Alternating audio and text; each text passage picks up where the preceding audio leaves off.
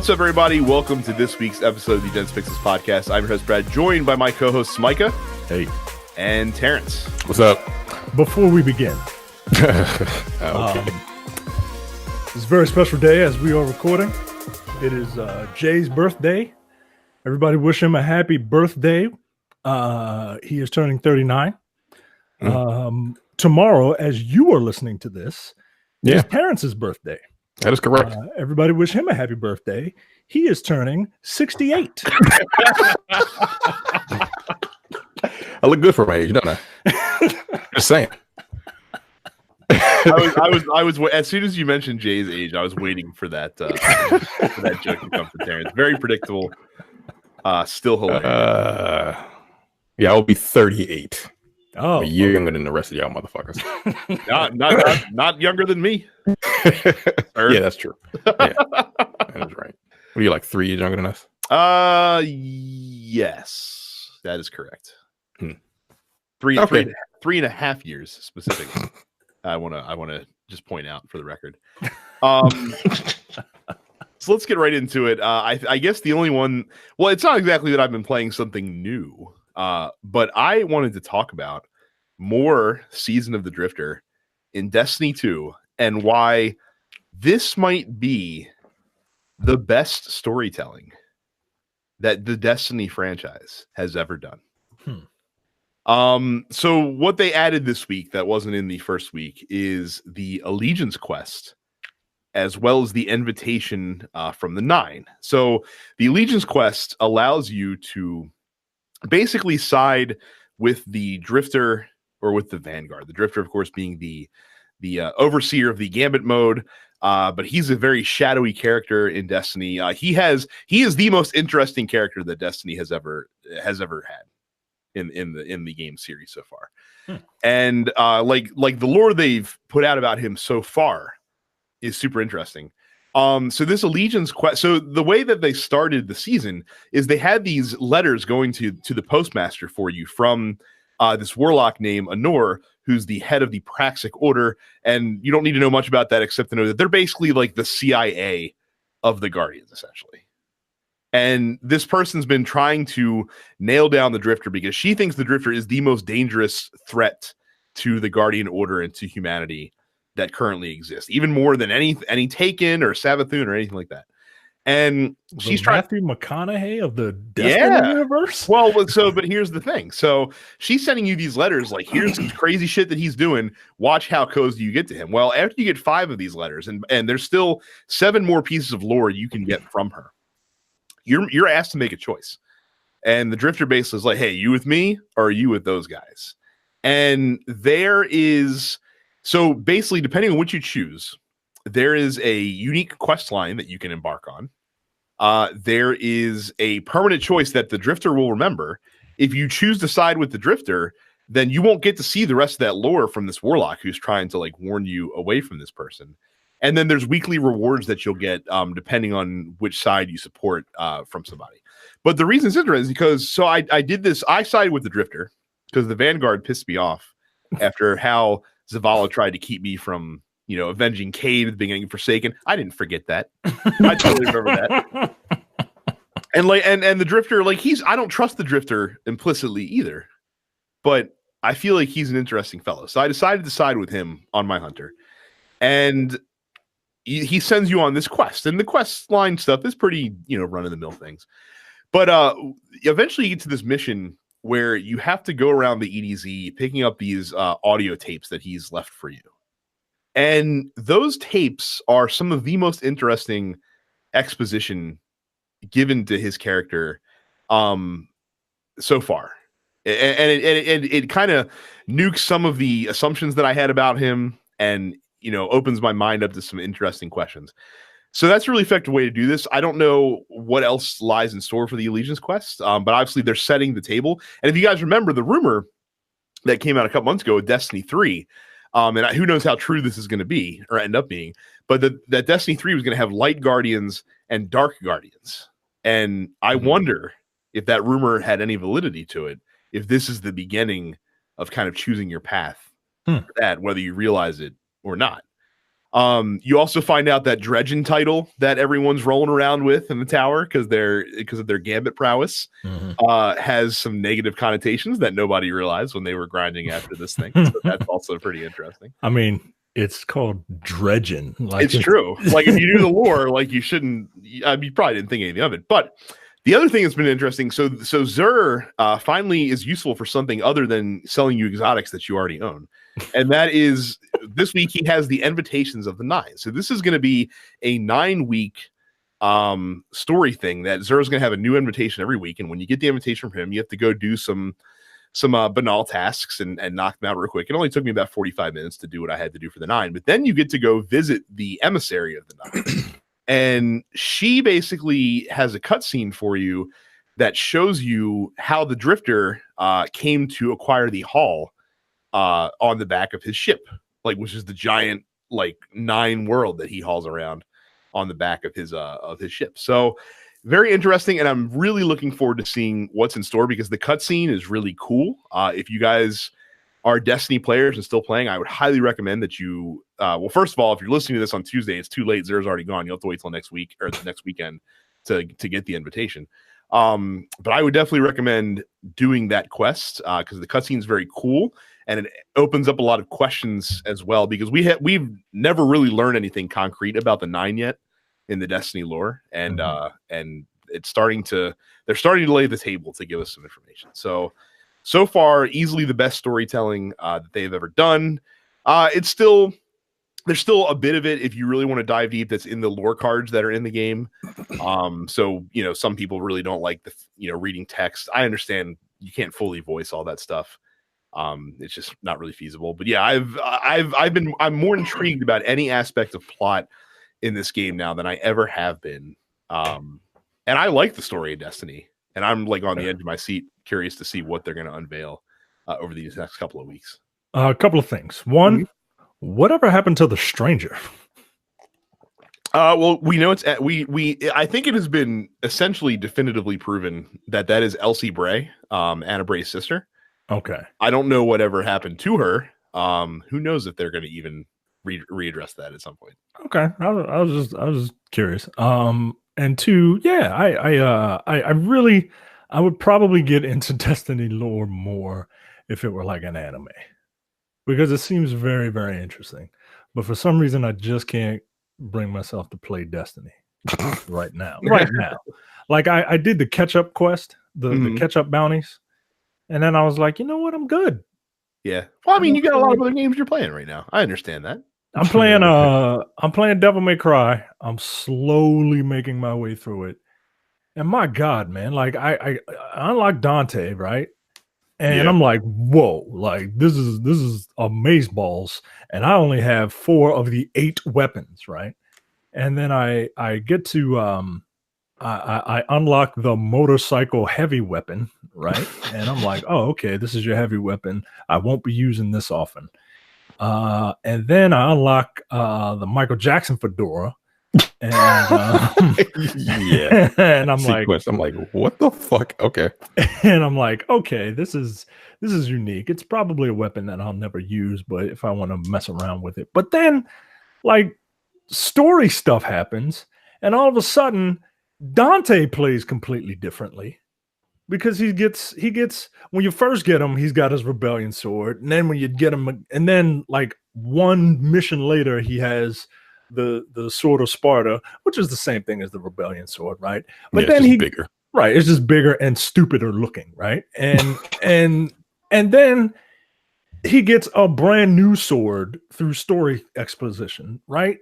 And it completely changes how he plays with that sword. And with his special, like, the game has layers upon layers upon layers. There's 2 different devil triggers, and what?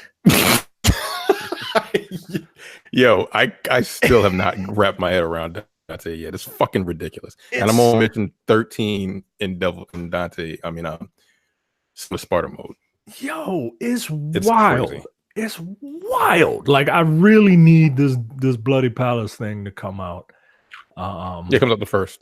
Yeah, April 1st. I can mess around with this character even more. And I'm not done unlocking this stuff yet. Yeah, I mean, so I mean, I'm not done unlocking unlocking the the weapons.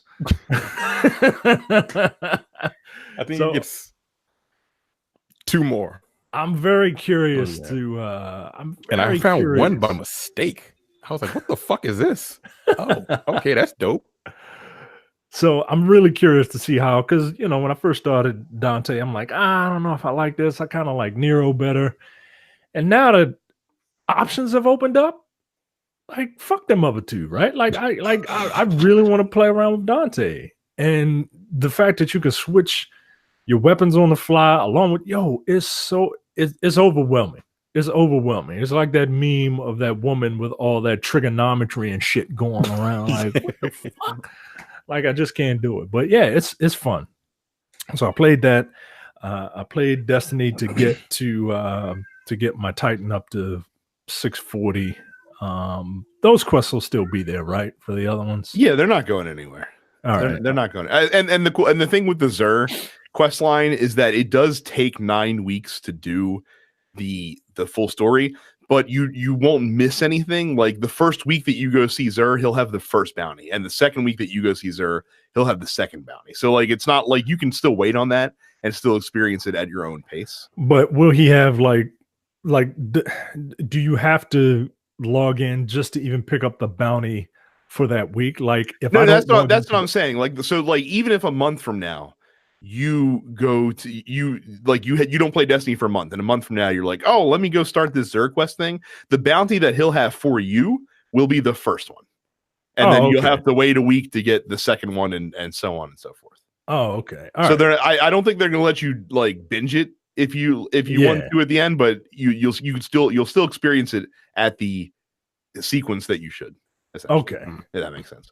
All right. Oh, by the way, I did also unlock the last word, which is fucking awesome in PvP. By the way, that gun's really good, and it's so good that I started sniping also, which is something that I do not do in Destiny. But last word is so much fun to use, and you kind of have to pair it with a sniper rifle. Like using anything but a sniper rifle is doing that weapon a disservice. Because it works in close range and it's halfway decent at mid range to anything but Lunazal. So that's a lot of fun, and I'm almost through the hardest bounty or the hardest quest step to get the Thorn as well. So I don't have any impressions on that yet because I haven't unlocked it, but I should have it by next week probably. Well, have fun with that. Have fun just murdering people 5 minutes after you shoot them, because that's what the hell happened. Apparently you can 2-tap with that in Crucible if you have the perk procced on it. Yeah, so. Well, guess what? That's what the Thorn was in Destiny 1. Yeah. And it fucking but you didn't it was such a nuisance. Well, it's not going to be OP in this one, because the one thing they did do that people are kind of salty about is they really nerfed the range on it. You know what? Good. So it's a goddamn hand cannon, man. Like you can't shoot from halfway across the goddamn map with it. But okay, very cool. So, but yeah. So Terrence, nothing new for you, just more DMC, I'm assuming, and Apex. Yeah, those two. And I was looking through. I saw you playing something yesterday. Yeah. I was. Oh, so did I actually. Come to think of it. Yeah, what's I up was with playing Agents of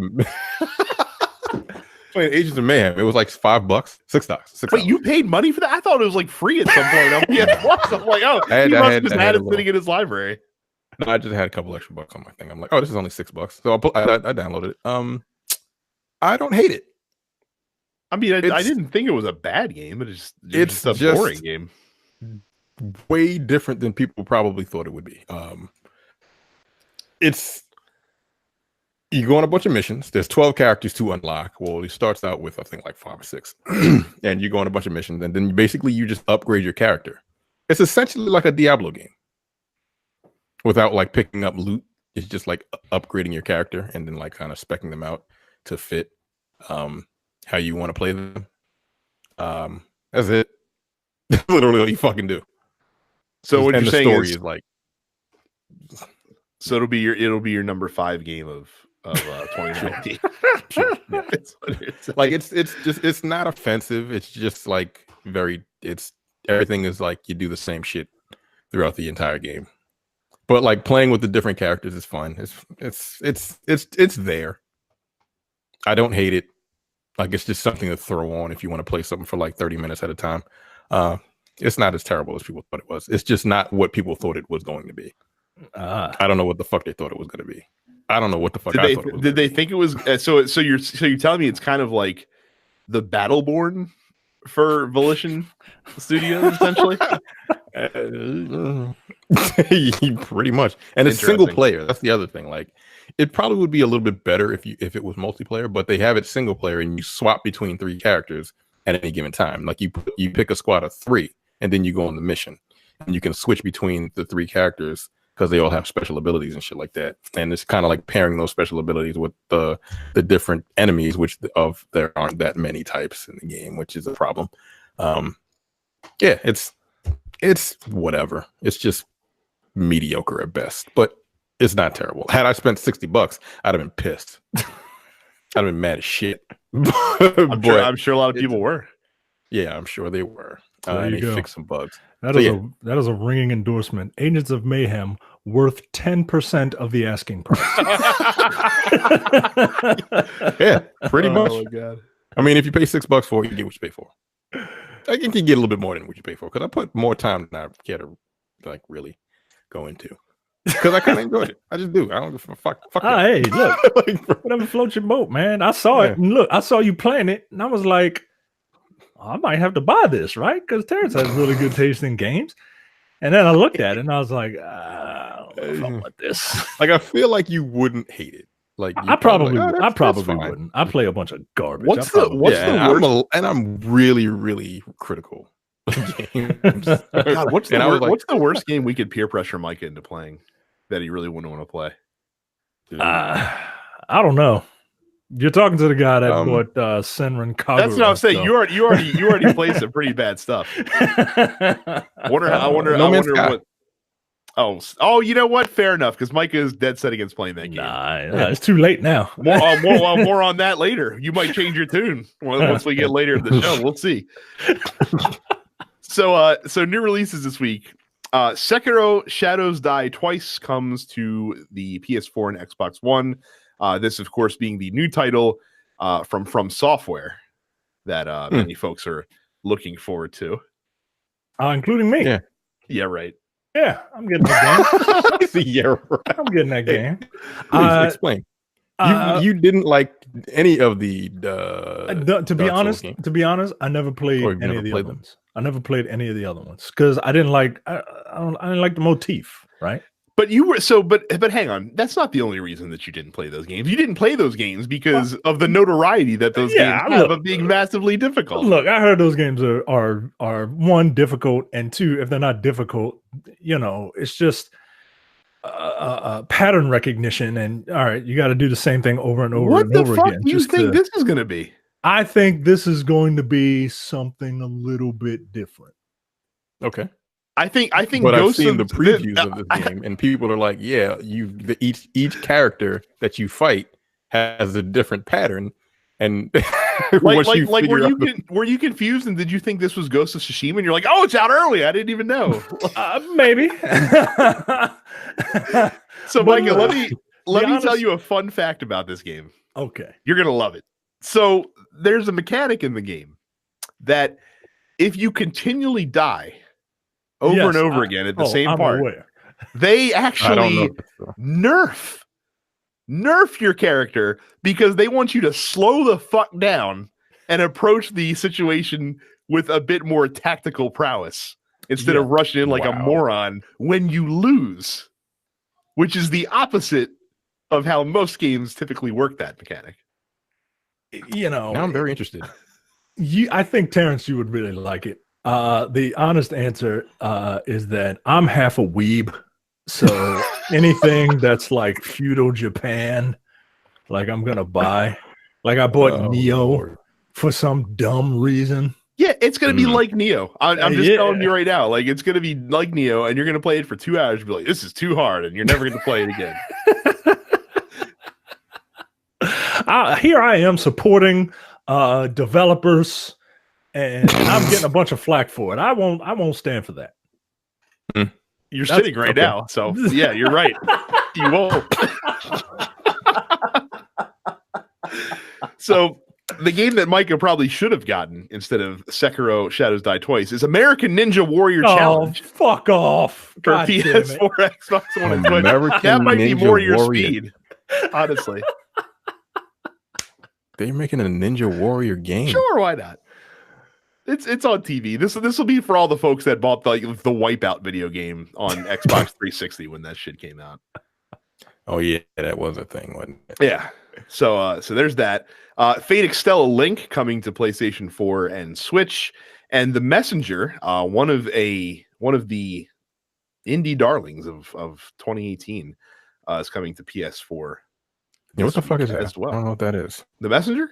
It is a very difficult, like Ninja Gaiden-esque side scroller. Micah, you won't like it because it has like 8-bit graphics. So nope, don't want it. You're already out on that one. Yep. Couple quick hits of news for you guys. Actually, more than a few quick hits of news. Jade Raymond, yes, that Jade Raymond is joining Google as the vice president of Google's game division. So that's a pretty significant hire, I would say. I mean, so she's there. Phil Harrison is there. Jack Buser, who used to direct PlayStation Now and PlayStation Home, is there.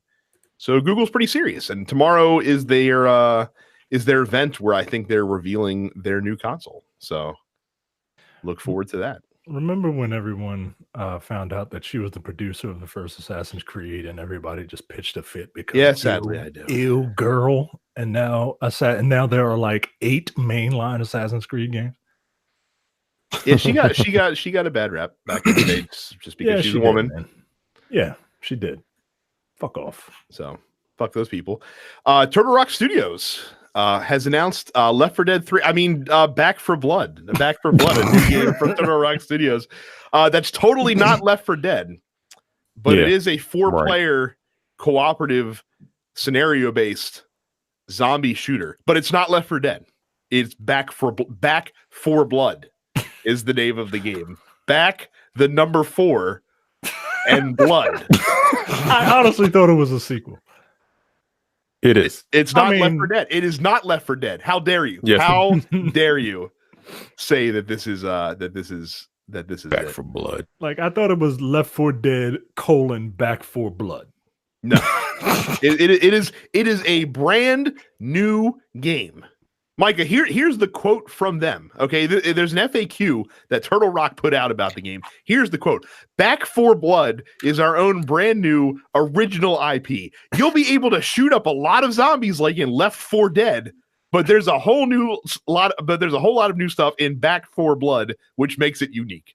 Yeah, that sounds like a 13-year-old wrote that. There's a whole lot of new stuff. Like, nigga, what? So apparently it's being published by Warner Brothers. There is no window for release, but it is coming to PS4, Xbox One, and PC. So look forward to Back 4 Blood, which is definitely not Left 4 Dead. No, it should be Blood, a whole lot of new stuff. That's what this game should be called, because that is just poor marketing. Should be called Left 4 Blood. So why not? I want to see a trailer. That's Back 4 Dead. It's so stupid. What was the last game they did? Evolve, that 4v1 monster shooter game. Okay. So all right, hold on. Just a couple of quotes here. It's hard to overstate what an awesome opportunity this is, says Chris Ashton, co-founder and design director of Turtle Rock. He continues, "We get to return to a genre that was born in our studio with over 10 years of additional experience and zombie ideas racked up in our brains. This is the kicker. We are not resting on any past laurels," added co-founder and creative director Phil Robb, a 2 first name guy. "Our goal is to take everything we learned and push forward. We know it's a tall order." Just the fact that he said we're not resting on any past laurels, we're making the same game. Allow me to peer in between the lines of that statement, which I'm going to look at there. Says well, our first 2 games were really successful, and then we put out Evolve, which was like shitting out a giant turd. So let's go back to what made us successful in the first place and make a new Left 4 Dead. But since Valve doesn't want to make video games anymore, we're going to have to call it something else. Oh my God. Speaking of putting out a giant turd and going back to free-to-play. Oh no, they said it's a premium game, so it's going to be like a full $60 experience. Yeah, according to them. So it's exactly the same. Speaking of shitting out a terrible turd and going back to the well that brought you, Borderlands 3 is about to be a secret no more, as Gearbox has done a very overt tease, which suggests that they're going to reveal the game on March 28th at PAX East. I'm very excited. Okay. I will never forget PAX East. It is the, I forget which year. It was the year that Dragon Age 2 came out. And it is when my then fiance told me that she didn't want to marry me anymore and then went off to Boston. Yeah. That's what happened. Now look, it was the best thing in the world, but fuck PAX East. Just like Terrence is like, fuck eBay for some shit that has nothing to do with eBay. Fuck PAX East. Piece of shit. They made me purchase that game. Are you excited for Borderlands 3? Not anymore. Too fucking long. I just don't care. See, the fact that it's been so long is what's making me excited. Yeah, whatever. I got to see a trailer. I'm very curious because that I'm curious to see if the Borderlands style of humor holds up, because it's been a very long time, and I'm sure if they have a character like Handsome Jack, not exactly like Handsome Jack, but a character that will get people talking, I'm sure it'll be fine. But I'm just very, very curious to see if this is going to be the, Back 4 Blood version of Borderlands, if it's going to be Land of Borders, or if it's going to be like, if they're going to overhaul, or if they have like a bunch of brand new ideas. Like, I know they don't have brand new ideas, but like, I think you are going to see a modernized version of what Borderlands would be. Yeah, with both the good and bad that comes along with that statement. Borderlands 3, is it a live service game? That's a great question, and one is probably the best question to ask that I'm sure most people are wondering. Yeah. You know what? I'm just gonna go out and say it is. You probably aren't wrong, honestly. So, Halo Reach has been added to the Master Chief Collection, which is also now available on PC and Steam. So if you have the Master Chief Collection, you are so it's not quite as cut and dry as that. So the Halo Reach multiplayer has been added to the Master Chief Collection for free. But if you want the firefight mode, which is the horde mode that was very popular, and the campaign, that's a premium add-on. So you have to pay extra for those. But the multiplayer mode is in there by default now. So I'd imagine most folks that want Halo Reach want it for the campaign and firefight, and don't really care much for the multiplayer. But maybe there's like an underground contingent of folks that are still playing Reach online. I'm not that dialed in with the series, so but that's a thing. So yeah, Master Chief Collection continues getting more content. The latest patch for Fortnite has done something a little bit interesting. So now, if you're doing just general pool matchmaking, so you're not playing with friends or doing private matches or anything like that, now if you play on Switch, you will only be matched up with folks that are playing on mobile and Switch, and PS4 and Xbox One folks have been siloed separately. They say this is to give a more consistent and better experience for those playing on Switch, because apparently there have been complaints that there's an uneven playing field for those playing on PS4 and Xbox One as opposed to people playing on Switch, because I guess of frame rate issues and stuff like that. Is it because they can actually like grip a controller? Yeah, probably. That's probably part of it. The other news is that apparently, if you have the PS4 and Xbox One version, you must opt in to crossplay.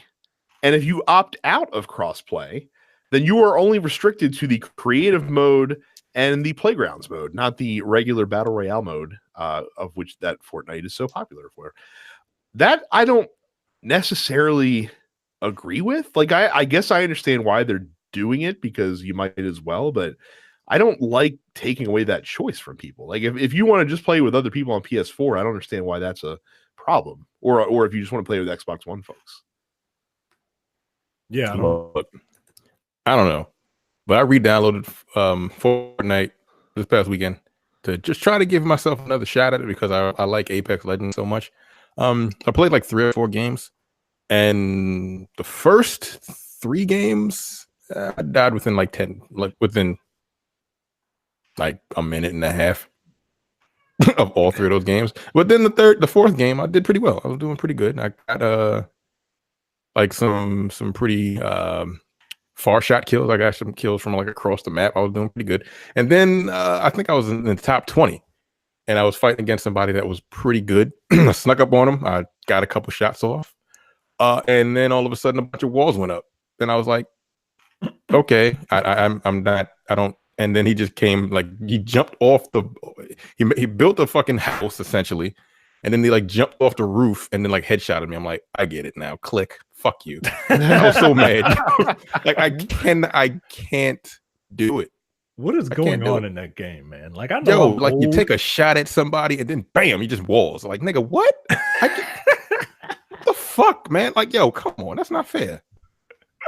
And then meanwhile, he starts shooting back at me, and I'm like fumbling with the controllers. I put one wall up. By the time that goes up, I'm dead. I'm like, yo, this is like the American. This is like if an American came up with their version of the biathlon. You know what I mean? Like, the biathlon is skiing and shooting. Like, what the fuck? Right? Like, this is shooting and carpentry. What the fuck is going on in this game? Pain in the fucking ass, you know. Like bullets come whizzing by you, and then all of a sudden you gotta I have crafting materials. I gotta throw a wall up, and then you gotta use a controller to switch to your goddamn walls and shit. I'm like, oh, I built a floor. Okay, well, a roof on the ground. All right, and by that time it's too late. Man, fuck that goddamn game. Let me just shoot stuff. I don't get it. I don't see how these niggas can do that shit. It's amazing. I told you, it's the best point I ever heard about that game was it's popular because a generation of kids raised on Minecraft and Call of Duty now have a game that combines the two together. This shit's You're fucking right. It's bonkers. Wow. Yo. Like, how do you switch between the two so easily? Like, you build a wall and then no scope me. Go build something in Minecraft and then watch it take you 10 minutes and realize that like a 7-year-old could probably build the same structure in 15 seconds. That's how. Yeah, but like both at the same time, you know? Sure. My brain don't function like that. Yeah. It just doesn't, you know. Like, come on. I can multitask. That's too fucking much. Don't sleep on children. That guy that killed you was probably 12. Yeah, I know he probably was. Probably fuck that little nigga, yo. I can't wait for that little bastard to grow up and not be able to fucking string 2 words together. Because that's what happens when you get old, kids. You lose any ambidexterity you once had. You can't think multiple thought processes at the same time. It was very humbling. I can't do that game. I just can't do it. Can't do it. It is. So finally, a new announcement was made from our good friend Sean Murray at Hello Games. He has announced that coming summer 19 is the latest update to No Man's Sky, which is going to be called No Man's Sky Beyond. And what he's the last one, huh?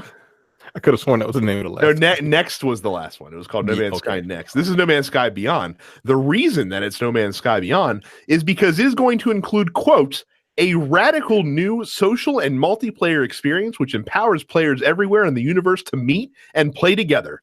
While this brings people together like never before and has many recognizable online elements, we don't consider No Man's Sky to be an MMO. It won't require subscription, won't contain microtransactions, and will be free for all existing players. End quote. Micah, Is this finally enough to bring you back? They're basically making it an MMO, a free MMO. I'm very glad that they finally made it through their 3-year development cycle. No, I'm not. It's a matter of principle at this point. I'm being like Terrence right now, and I'm putting my foot down. No, can't do it. I was tempted too. I didn't tell y'all this. I was tempted when that first update came out. I was real tempted, and then I found out you're just walking around gathering resources. Nah, man. I'll play Stardew Valley or Farm Simulator or whatever if I want to just gather a bunch of resources. Fuck this game and its stupid promises. If I ever do return to the game, I'm gonna have to start over though, because if I went back in there, I'd be so fucking lost as to what I was doing because it's been too. That's 100% accurate. You like I don't even know because the resources, the names are different. The way it's a different game. Yeah, I would need the tutorial. Like teach me how to play you again, No Man's Sky. We'll see. I checked out Next briefly when it came out. But I was still way too deep into Destiny 2 to step away from that. Probably going to be the same kind of thing here, especially now, with Anthem still in the mix. Because summertime is around the time where I would expect new story content to come out for Anthem. So, yeah. So we'll have to see about that. But cool. Like I said, I'm glad they're continuing to make that game awesome. And I also am glad for folks that stuck with it, that they got something cool. So. That's it for quick hit news. Before we move on to our one topic this week, a bit of housekeeping. Don't forget to go to youtube.com/densepixels. While you are there, click the red subscribe button and ring the bell icon so you never miss a video that we post. This podcast does go up there every week. Anytime I do live streaming, it is through the youtube.com/densepixels page, and we post some other video content up there as well. So again, youtube.com/densepixels. Make sure you also subscribe to the premium side of the TNP Studios Network. You can do that by going to densepixels.com/premium. It is just $5 a month or $50 for the entire year. This week, you have waiting for you a nearly 3-hour episode of the Look Forward Political Podcast. Last week, you had a new episode of the Airing of Grievances drop. Expect a new Men with the Golden Tongues at some point here soon, and hopefully a new No Time to Bleed soon as well. Even if you have never checked out our premium stuff before, there's over 300 hours of content awaiting you, a good chunk of it being evergreen content that is not relevant to current events. So again, densepixels.com/premium. And of course, no matter what podcatching app you use, make sure you subscribe to this show, the Nerdpocalypse, Black and Black Cinema, and Coming Distractions so that you get all of the TNP Studios content delivered to you in the middle of the night. So topic of the week, Terrence, I will pass it over to you because it concerns Apex Legends. Oh, I didn't read it, but I already know of it. So Apex Legends is coming out with basically what every other Battle Royale game has come out with. It's a battle pass. I think there are 2 or 3 different versions. They're doing some weird stuff with this one. I skimmed over the article. So apparently the way it works is you can buy. So let's just say you buy the introductory version of this battle pass. It costs 950 Apex coins, which is $9.50 in real one I will be getting. Right. So, and then what you can do is you can actually gain XP and level up your battle pass, and leveling up the battle pass will unlock higher tiers of rewards. Now, if you are a guy that doesn't feel like putting the time in, they're also going to make it available that if you pay $28 or 2,800 Apex coins, you can just get the first 25 levels of the Battle Pass unlocked right from the get-go. I don't know how many levels the Battle Pass is going to have. The article that I'm reading does not really mention that. But that's, I guess, an interesting way to go about it. It sounds very EA, if you ask me. Yeah, that's kind of bullshit. But it's all cosmetic again. It's funny. I was playing a little earlier, and Octane is not out yet. I think he's coming out tomorrow. I guess the battle pass comes out tomorrow or Tuesday. And they already have his jump pads in certain areas of the map, but you can't pick them yet, which is kind of fucked up. Look, I just found out about this $28 one where it gets you up to level 25 or whatever. that's kind of. I mean, there are going to be people that pay for it. I'm not. You wouldn't. I don't understand. You didn't pay for the game. $7. Yeah, I didn't pay for the game. I already gave him $20. and I mean, shit, you're And I'm probably about to about to give give him him 8. Yeah, about another 10 more to unlock the I'm character. about to get him another fucking $10 for this battle pass. I mean, I play enough that I know I will probably unlock everything. Mm-hmm. And the crazy thing is, like, everyone that plays this game will probably put in the time to hit that fairly quickly. I don't know how long it's going to take. I don't know what it is.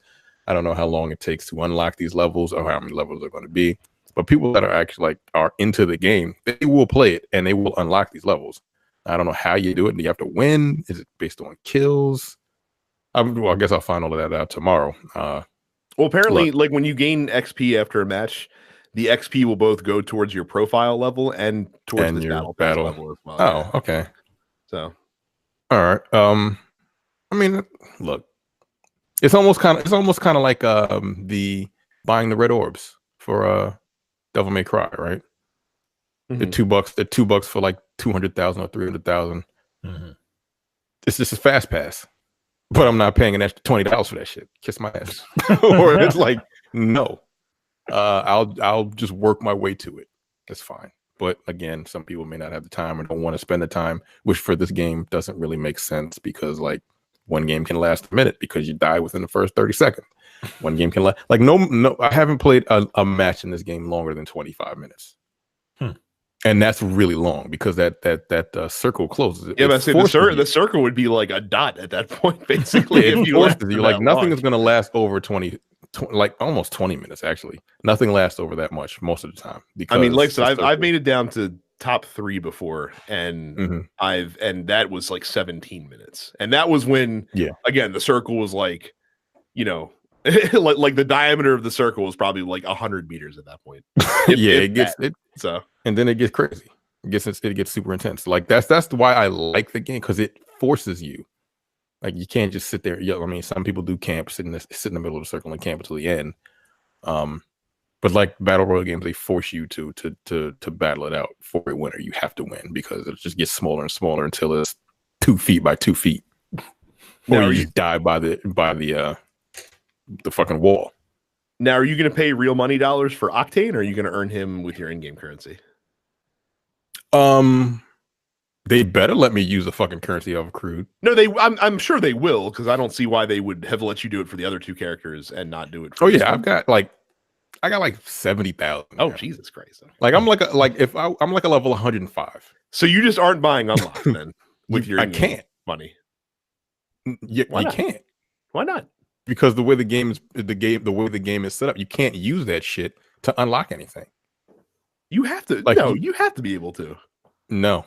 So what's the point you of all this use money? Like there's 3 different types of currency. There's crafting points, which you get by unlocking the little beacon things. That's basically you unlock the crafting points by unlocking them in the little things they give you. And they give you those like every 6 levels now. Once you hit a certain level, you don't get them every level anymore. Then there's the points to unlock characters, which are worthless because there are no other characters to unlock. And then there's the coins that you actually have to purchase. I have those accrued because there's nothing left for me to unlock, and there's no way to unlock anything else with those unless I pay $20 to unlock a skin, and then I can use those points to unlock another skin. So it's kind of fucked up. That's all they have those to use that for. Huh. Yeah, that's it. So like when he comes out, like I can if they like release the other however many characters, I could probably unlock them all today. If that's the only thing that they allow you to unlock them with. So when he comes out, I'll be able to unlock him tomorrow. No problem. I'm not going to pay for him. Well, I think the battle pass. Does he come with the battle pass? No, he does not. It is going to be a separate. It's just a new character. Okay. So yeah, I'll be able to unlock him tomorrow with no problems. I have so much shit. Like I get like 600 every level, and again, I'm on level 105. That's wild. I played a lot of Apex Legends that high. You have been playing a lot of Apex Legends. Like again, I got all the achievements for the game or all of the trophies. How much time do you estimate you've put into that so far? I've probably played every day since it's come out, at least once. Are you over 100 hours, do you think?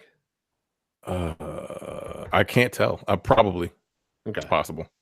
I'm just saying ballpark estimate because it's been out for a little over a month. It's been out for a month. Yeah, about a month and a half. It's probably yeah, and the last trophy is like a super rare trophy, which you have to win a match with every single character. And it's like 0.8% of the people that have played it on PS4 have done that. And I was like, Jesus Christ! Even the Rock of Gibraltar. Yeah, I don't know how the fuck I did that. I must have got my ass carried through that match because I don't remember. I think I have like 2 wins with him. I have no idea. But the last person was Pathfinder, the robot, and I did that today.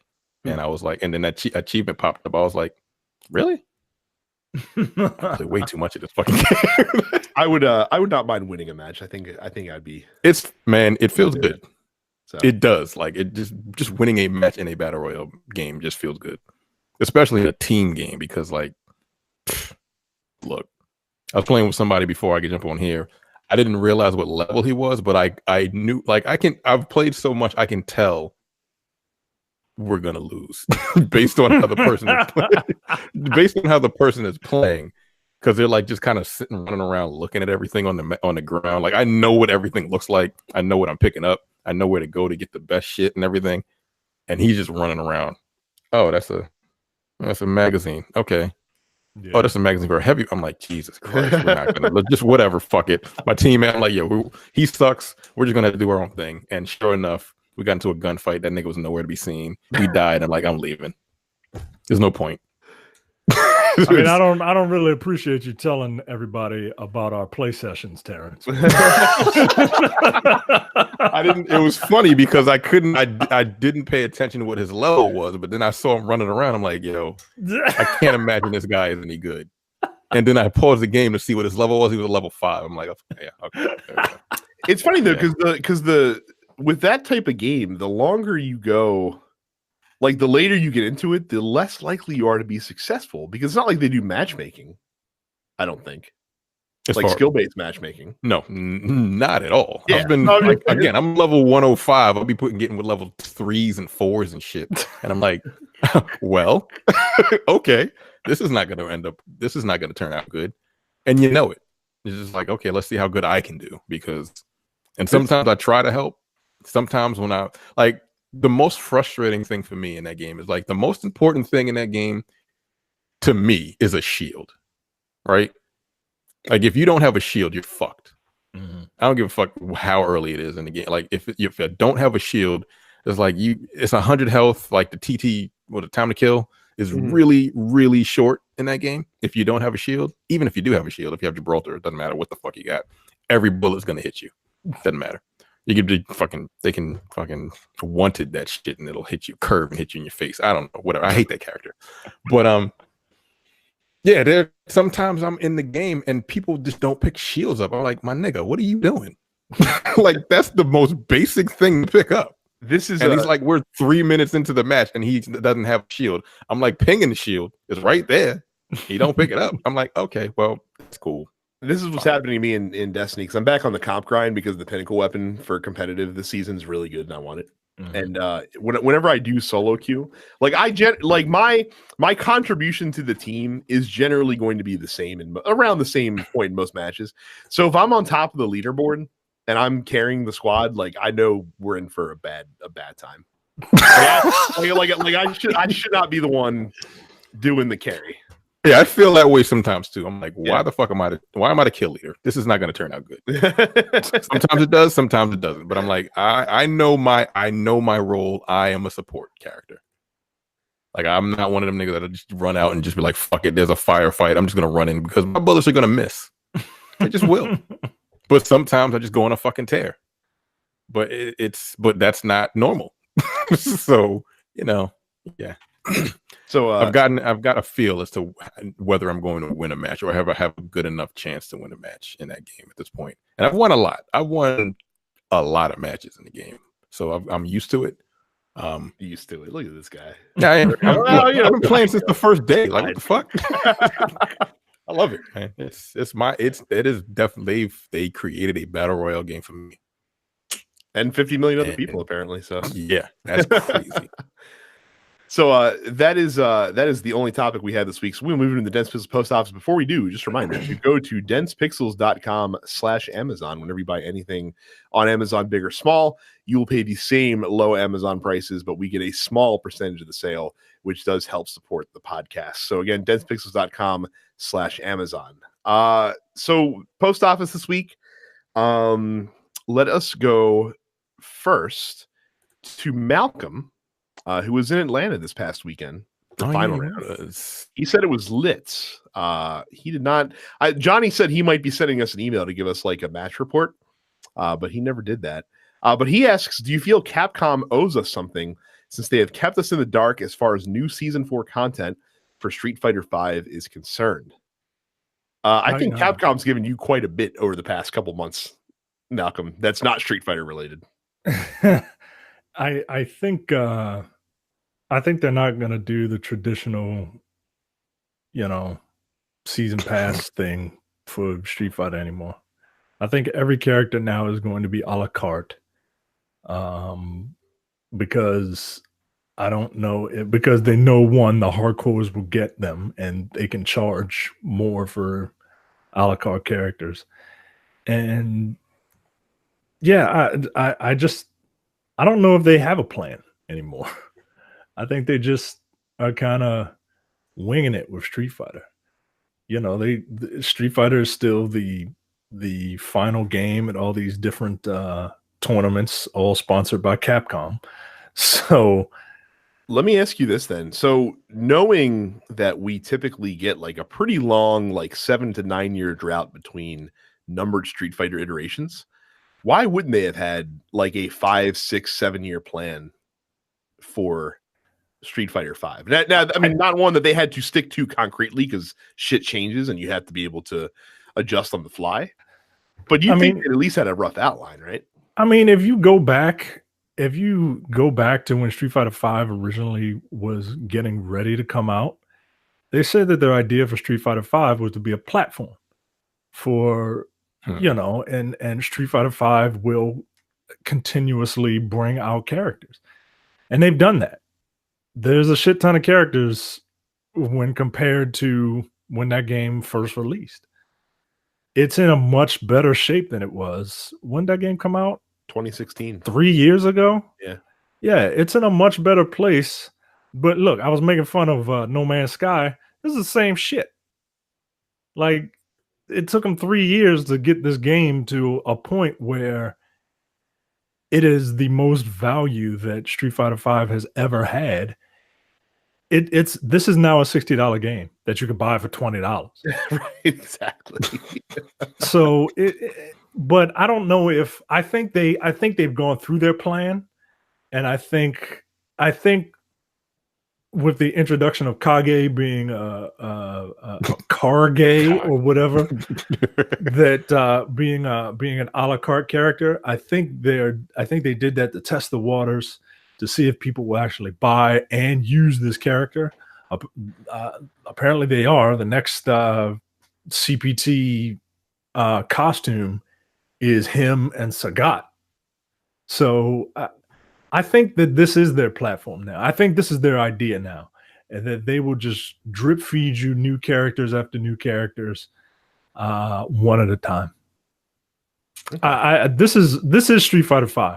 Like, don't expect anything fancy anymore. Don't, and 3 seasons. I mean, that's quite a bit. I'd be incredibly surprised if you saw a season 4 pass come out with guaranteed, with another 6 guaranteed fighters or 5 guaranteed fighters. I'd be really surprised by that.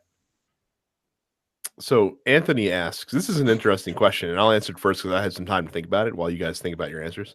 If you were to wake up tomorrow, and it is March 20th, 2009, so 10 years ago, knowing what you know now, what video game project would you seek out that perhaps you didn't get to experience, or whose stock would you invest in to be ahead of the curve? I'm going to take the obvious one because, like I said, I've been thinking about it. I would invest heavily into CD Projekt Red. If it was 10 years ago. Yeah. and I knew what I knew now, that that in 6 years, Witcher 3 was going to be one of the biggest video games to exist in this console generation. What video game Epic. project? Oh, Yeah, well, yeah. there you Epic go. Games. go. What the fuck? I don't know what the fuck came out in 2009, but Epic Games. 2009 was actually a pretty good year. Batman Arkham Asylum came out, Borderlands came out, Bayonetta came out, Demon Souls came out, Dragon Age Origins came out, Infamous came out, Just Dance came out, and I mean, look, say what you want about Just Dance. I know. now this next one, feel free to scoff as loudly as you can. Prototype came out in 2000. Didn't Assassin's Creed Brotherhood also come out? I think so. Oh no, actually, that was actually. I'm sorry. I think Assassin's Creed 2 came out in 2009. Yeah, I think so. And wow, yeah, because those were all new IPs that came out in 2009. Not sequels. Oh, okay. Oh, you're not going on sequels. Okay, that makes sense. Yeah, I just did new IPs. And lest we forget, the gaming's version of Citizen Kane, 50 Cent Blood in the Sand came out. I thought we were only going with new IPs, Micah. 50 Cent Bulletproof was definitely a thing. Yeah, you're right. Before before Blood in the Sand came out. Bulletproof came out on PlayStation 2? It did, yes. God damn. That was hot. Who among us will forget the greatest contribution that 50 Cent Blood in the Sand gave us? And that is the line, "Grenade, motherfucker," every time you threw a grenade. Jesus Christ. Oh my goodness. Terrence has the right answer. Epic. Yeah. I can still stick with CD Projekt Red, but you're right. Like Epic, you'd probably be. That's like fucking investing in Apple back in the early 80s, basically. At this point, Jesus Christ, sell your Steam stock to invest in. Yeah. People like you're crazy. Like, am I? Like, we'll see in 10 years. Half-Life 3 is the least of their problems right now. Just give it a decade. Along these same lines, Gaston asks us if there's one major event that you could change in gaming history, such as Nintendo reneging on their deal with Sony in the 90s, Sega's Dreamcast, blah, blah, blah. What decision would you change, and how would you think that it would affect gaming now? The Dreamcast. Like, I don't know what happened with the Dreamcast. I don't know. I know it was ahead of its time. I don't know if it wasn't marketed well. I don't know why people didn't like just really adopt that thing. But I would want Sega in the console market. Just I love my Dreamcast. Like, I played that thing till the wheels fell off. Like I just did. I can't really think of that. Would probably be my answer as well. Mine would be to somehow keep BioWare from signing with EA and have them sign with like 2K, like Take-Two. I think would probably be the best place for them. Yeah, I mean, they still end up doing microtransactions. That may be so, but at least they probably would have had more time to develop their gams. Because if you look back, if they wanted, Take-Two, but Well, so so there's a series of videos. I've shared them in the Dense Pixels group before, that a gentleman on YouTube named Ray Sevick puts out, and they're these really deep dives into games that came out many years ago, and kind of looks at how they have how they're looked at now and that sort of thing. And the one common thread throughout BioWare's history after Mass Effect 1, and especially when you're looking at Mass Effect and then now to Anthem specifically, is they've had to rush those games. And imagine what those games are already very good and even great being rushed. Imagine what they could be if they were actually given the time necessary to develop. Like imagine what Mass Effect 3 could have been if it was on a regular development cycle for a AAA game. Yeah.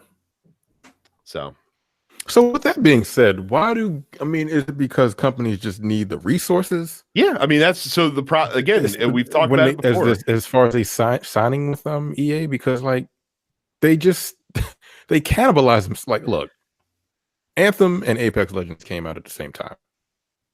Yes, Apex Legends was free. Yes, they were like, Respawn was like, we legitimately just don't want to say that EA was involved in this at all. We're just going to release it. Well, No fanfare. And it's so free. Apex, I know it's free. It's $60, but like essentially, I mean, well, so the thing with Apex, the speculation from informed, not like directly informed, but people that have had experience in this industry before, is Apex was probably released when it was released because Battlefield 5 had lackluster sales, and Anthem they probably knew wasn't going to get out of the gate well because they're not stupid. Like they can see, what's in front of them, and they wanted to make sure that they ended the fiscal year with something that they could prop up, and they knew that Apex would be good, and so that's why they released it when they did.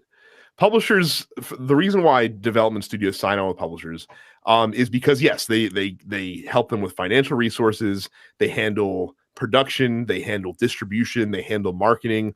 These are like marketing, especially, right? Is something that is ridiculously expensive. I understand that, but like they have a reputation at this point. They did. Even when can you please let us do what the fuck we need to do? Stop rushing shit. I get it. And again, if it was a non-publicly traded company that they worked for, they probably would have that leeway. Or if they were Rockstar, like Rockstar is the only company, the only developer that gets to write their own ticket, basically, even though they have publishing agreements in place. And Rockstar, it's funny, it's weird that Rockstar does, because Rockstar could probably publish their own games if they wanted to at this point. But yeah, and it just comes down to EA needs that revenue coming in from the game, and so that's why they can't wait for it either. Like that's why if you remember, Andromeda was also supposed to come out in October 2016, and they pushed it to March 2017, and it had to come out in March 2017 because the fiscal year for EA ends in April. So like you have to get that revenue coming in. You can't afford to go, another, end your fiscal year without that expected money coming in for your stockholders. So that's the biggest problem. Like if you didn't have to worry about that, then yeah, these guys could probably have all the time in the world to make a better product. And I don't think EA wants to, and I mean, EA is not the only one that does this either, but they're the ones that are the subject of the conversation right now. I don't think they want to release games that are broken or underdeveloped or have issues when they come out. Of course not, because that looks bad on them. But there comes a point where there's like an acceptable degree of shit that you can afford to throw out there. You know what I mean? Just to recoup some of your investment. So it's all money. Money ruins everything. So yeah, it's bullshit. But all right. Let's see here. Brandon asks, have you ever gotten angry at a time suck game? He's been playing the recent Call of Duty remaster since it was free, and it just reminded me about how much time he wasted on that game when it first came out.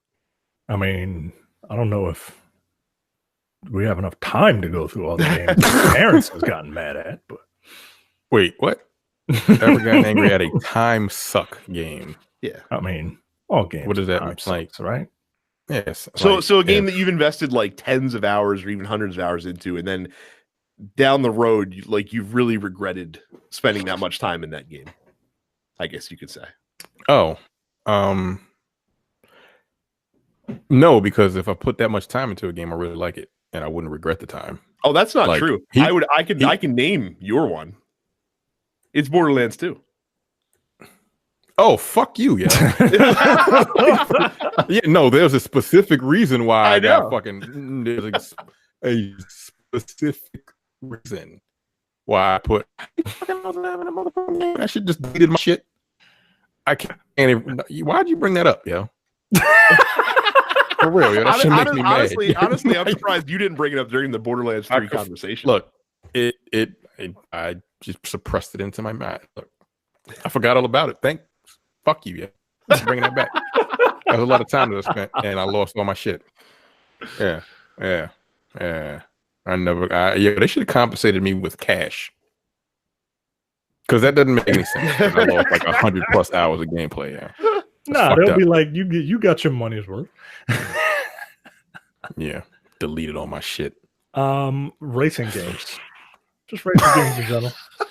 I don't know why I play them. I never liked them. Never. What the fuck? So I refuse to buy them now. But it first started with Gran Turismo 2. I put a lot of time into it, and then you see kids back in the day, video game consoles didn't have hard drives that could store your save game files, so we had little memory cards. And my sister got a hold of a memory card, and she messed it up, and I forget what she did. She like dropped it in water or something like that, and it wouldn't work anymore. And it had all my Gran Turismo 2 data on it, and I was just like, I'm not doing this anymore. You know how hard it is for me to pass those license exams. Yo, those things are a pain in the ass. I'm not doing. You know how many marathon races that I had to sit through? Nah, yo, I'm not doing this anymore. So that's what I regret. Racing games. Yeah, I mean, like time sucks don't bother me, just because if I'm spending that much time in a game, I have to be enjoying myself. You know what I mean? I've looked back on games with regret at how much time I've spent in them. My biggest shame, I've talked about on the show before, is the damn P-Cross games on the Nintendo Switch, which I have invested each over 30 hours into, which blows my mind. That's even possible. Because they're just little puzzle games. And I mean, I was, playing them while I was doing other things, but still, it's a lot of time for fucking P-Cross. Yeah. So, yeah, I don't. But if they put out P-Cross 3, I'm gonna fucking be there because I'm crazy. The last question we're gonna answer this week is from Amir, we'll be better equipped to answer this one next week, but we can speculate. If Google is to release a console tomorrow, and I don't know if they're releasing a console tomorrow, but they'll show it off tomorrow. What would they have to do to convince you to pick it up? Exist. Really? No. I'm just trying to be funny. Not really. They would have price. Price is the major factor. I'll buy. Look, I'm one of them suckers. I'm what you people need. Okay. I'm the early adopter, the guy that buys the piece of shit version of something just to buy it again when they put pro at the end of it. Okay. But it would have to be priced just because I'm on a fixed budget now. So, and even then, I don't. Our tax man just came back and said you owe a lot of money. And yeah, good lord, you had that baby that 3 weeks too late, my dude. Yes, I did. Yep, I really did. And so yeah, price would be the main factor, the immediate factor. And I'm very curious to see what this thing, if it happens, what it would look like. For me, it would take offering me something that I don't already have. Like, that's the biggest thing. Like at this point, I have my home console with PS4 that has pretty much every game that I want, and pretty much every other game that I want that's not on PS4 is probably on the Nintendo Switch, and the Nintendo Switch is my little indie machine now at this point too. Like, if I'm playing an indie game, it's probably on the Switch because for some reason it resonates with me more on there than it does on the big screen with the PlayStation. So it would have to offer me an aspect to my gaming that I don't already currently have. And price is a factor of that as well. Like, if this comes out at $400, and I don't think it will, but if it comes out at $400, ain't no fucking way that I'm buying it anytime soon. But if it comes out at $150, then I'm just like, man, even if I don't need it, I might end up picking it up just on impulse, because who the fuck, it's $150? Who cares? Is it wrong with me that if it comes out that low, I think it's probably going to be a piece of shit? I don't trust it.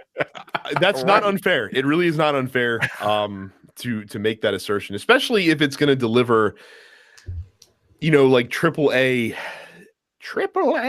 experiences that you would that you expect to see on PS4 and Xbox One. And I guess it doesn't have to be the computing monster that those consoles are because of how they're going to do it, since they're going to take care of the computing on their end. Well, this is all streaming. That's the word. That's the word. So. Oh.